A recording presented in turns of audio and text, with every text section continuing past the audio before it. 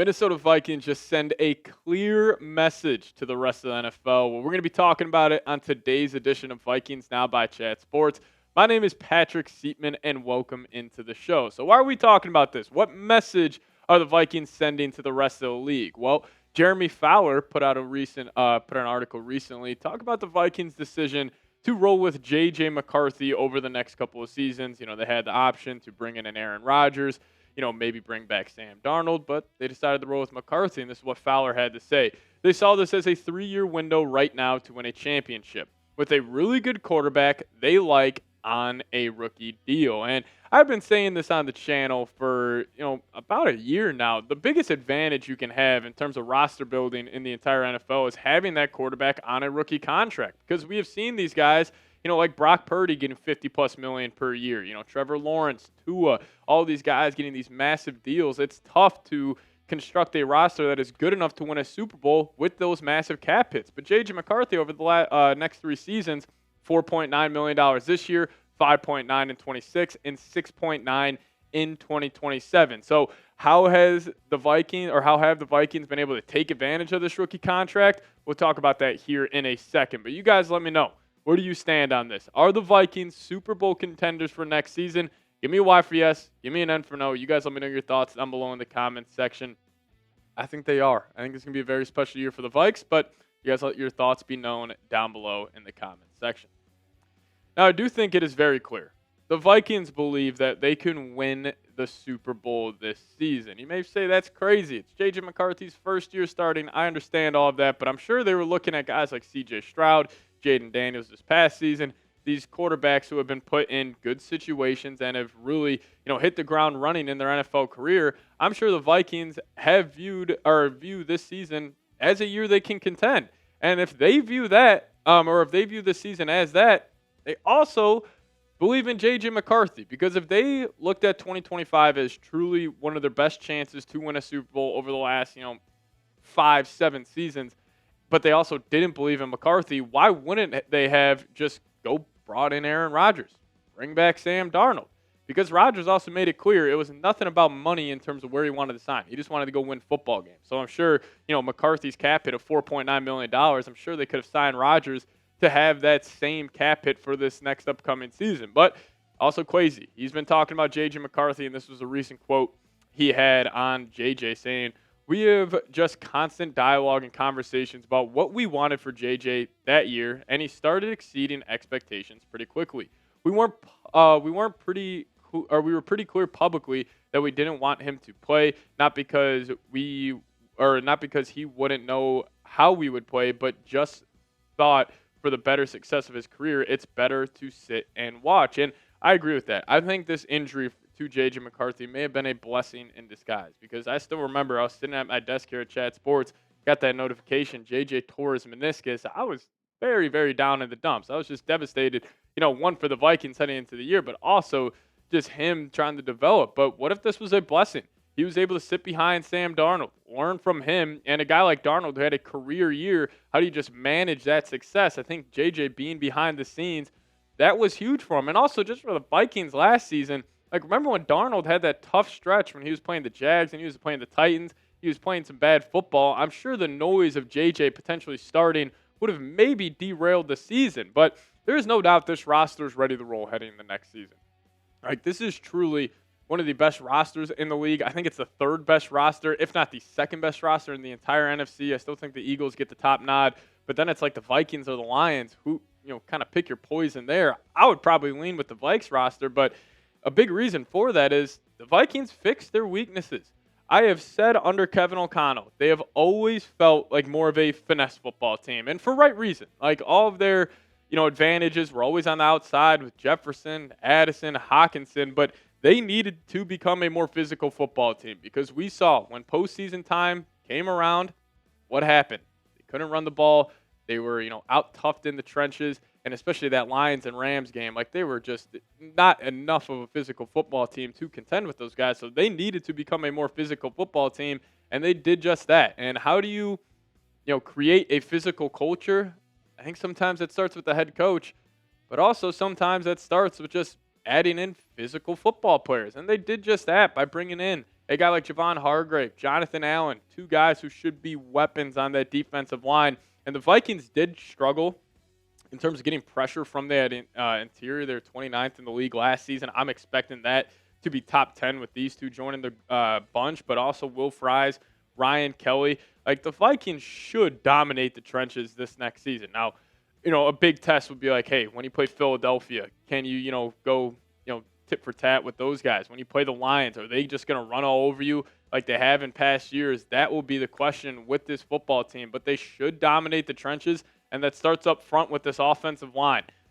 This is one of the best in the National Football League if they can stay healthy. And the if they can stay healthy part has to do with Will Fries and Christian Darrisaw. But if you run this five-man offensive line for all 17 games, like, the Vikings should have one of the better offensive lines in the NFL. Like, Darrisaw coming back, Donovan Jackson, first-round talent there. Kelly, a good veteran. Will Fries, an up-and-coming right guard. And you got, old reliable and Brian O'Neill. And, it's crazy. I'm, obviously so excited to watch JJ McCarthy play this season. I'm excited just to watch this whole Vikings team play. But the one thing I'm most excited about is to see if the Vikings' run game is improved. And we should probably get an answer to that question week 1 against the Chicago Bears. I would not be shocked if the Vikings' game plan is, hey, JJ, we're going to try to throw the ball 15 to 20 times, but we are going to lean on that run game. We're going to lean on Jordan Mason, Aaron Jones, and this new and improved offensive line there in Minnesota. So I know all the hype's around JJ McCarthy, but personally for me, I can't wait to watch this run game next season. And we can also talk about the Vikings' defensive line here, mainly their third down hellfire package. I think Flores is going to show this look a whole bunch during the year. We just line these 5 guys up. You got Grenard, Hargrave, Allen, Van Ginkel, Dallas Turner. And what this will allow you to do is you can drop back Turner. You can drop back Andrew Van Ginkel. You're going to have to pick and choose. What if you drop both of them back and then Josh Metellus comes in on a blitz, or Harrison Smith is coming in on a blitz? Like, I think this ability of the Vikings, being able to get home with 4 will be a huge advantage that they didn't have last season. I know the Vikings were second in sacks. They were great at getting to the quarterback, but a lot of that was because of the brain of Brian Flores. And I just got to say, good luck to young quarterbacks, because, one, you are going to be tested mentally against Brian Flores. And then you're also going to be tested physically when you have Grenard, Van Ginkel, Turner, Hargrave, Allen, all these weapons and these studs on that defense just flying after you. It's going to be a tough time. We saw young quarterbacks struggle against Flores this past season.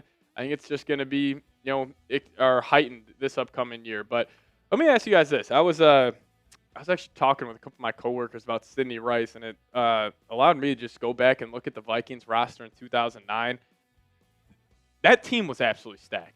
Like Jared Allen, the Williams bros, like Antoine Winfield defensively, then offensively it's Sidney Rice, Klein Saucer, Adrian Peterson, obviously Brett Favre. So you guys let me know, is this the best Vikings team since 2009?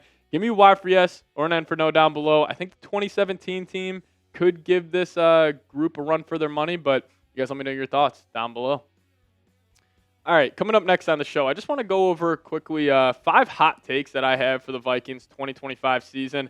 Tried to get a little creative with these, so stay tuned for that. But before we do so, if you guys want to get a Vikings hoodie up to 50% off, take advantage of this deal going on right now at chatsports.com/Vikings hoodie. They have a ton of different options. I love this option right here, the big old MIN on the hoodie. It looks awesome. All of these are extremely comfortable as well. So I have this link for you guys in the comments and description of today's show. But chatsports.com/Vikings hoodie. Click that link. Get a Vikings hoodie up to 50% off. So we're going to start off my 5 hot takes with not a hot take. I think the Vikings are going to win the division next year. I think with the Packers losing Jair, the Lions losing a lot of guys this offseason, I think their biggest loss might have just happened a couple of weeks or last week, and Frank Ragnow retiring. I think the Vikings are going to win this division. It is going to be a battle. It may come down to Week 18 versus the Green Bay Packers, but I got my money on Minnesota holding up that NFC North crown at the end of this season. But hot take number 1 here. This is my guy, Jordan Mason. Mean this in no slight to Aaron Jones, but I think Mason will be RB1 for the Vikings by the end of the season. Now, I could see this starting off as like a split where it's like, week 1, Aaron Jones is getting 70%. Then it's just going to slowly dwindle down, but I do think at the end of the season, when you're playing outdoors more, you're playing more physical football teams, you want to have that physical style of running back, and that is Jordan Mason. This guy is an unreal talent. I feel like he just started to scratch the surface last season on his potential. So hot take number 1, Jordan Mason will be RB1 for the Vikes by the end of next season. And then hot take number 2. The NFL is going to introduce a Protector of the Year award that goes to the best offensive lineman in the league. And I think it's going to be Christian Darrisaw. I think he's going to get it. It's either going to be him or Penei Sewell, in my opinion, two of the best in the league. But I think with the Vikings, hopefully having a much improved rushing offense, teams or, NFL media would just start getting, more love and more accustomed to, Christian Darrisaw and how impactful he is. I still can't believe the Vikings won 9 straight games after he went down for the year. I thought the year was going to be, completely thrown out the window when Darrisaw got hurt, but I got him bouncing back and winning Protector of the Year. And then another hot take, and I'm going to be honest with you guys, this is just wishful thinking on this one. This is me drinking too much purple Kool-Aid, but I think Dallas Turner is going to have 9+ sacks. And, I think the biggest question with this is, will he be on the field enough to get 9+ sacks? I think he will. I don't think the Vikings are going to. Mainly, I just don't think the Vikes can afford not to play him this upcoming season. I think Van Ginkel is going to be maybe more of a linebacker role this season instead of just being a pure pass rusher, allowing Dallas Turner to fly in there. But he showed flashes in year 1, mainly that sack against Darnell Wright where he bent the corner. His knee scratched the turf of US Bank Stadium. So I got DT getting 15 sacks this season, 9+ sacks this season. And then hot take number 4, I think the Vikes will play the Los Angeles Rams in the NFC title game. I think the Rams are probably the biggest threat to the Eagles in the NFC, if I'm being honest right now. Got to put them over the Vikings, but let's just say the Rams or the Vikes knock off the Eagles in the divisional. I think it could set up a Sean McVay, Kevin O'Connell NFC title game. That would scare the shit out of me. I would not sleep the night before if that is the situation, but hey, hopefully it ends up happening. So Vikes, Rams, NFC title game. And then a little negative hot take for you guys. I think this is going to be Brian Flores' and Josh McCown's final year with the Minnesota Vikings. I think McCown's going to get an offensive coordinator job or even a head coaching job after this season. I think Flores will get a head coaching gig. I think the Vikes will have a top 3 defense. I think teams will kind of put Flores' history, to the garbage a little bit and just kind of take the chance on him because it is a very unique defense. You can't really replicate what he does because it is his system. He doesn't really get it from anybody else. It's clearly his. And also I think McCown, what he did with Darnold, what he's going to do with JJ, a team will take a flyer on him. And, McCown was a guy. It was him and D'Amico interviewing for the Texans head coaching job a couple years ago. So I do think this is going to be the final year for Flores and McCown in Minnesota. But you guys let me know. Give me your hot take on the Vikings heading in the next season. Try to come up with a creative one. I love to chop it up with you guys in the comments section, but give me your hot take around the Vikings for next year, and we'll see you all next time. As always, let's go Vikes.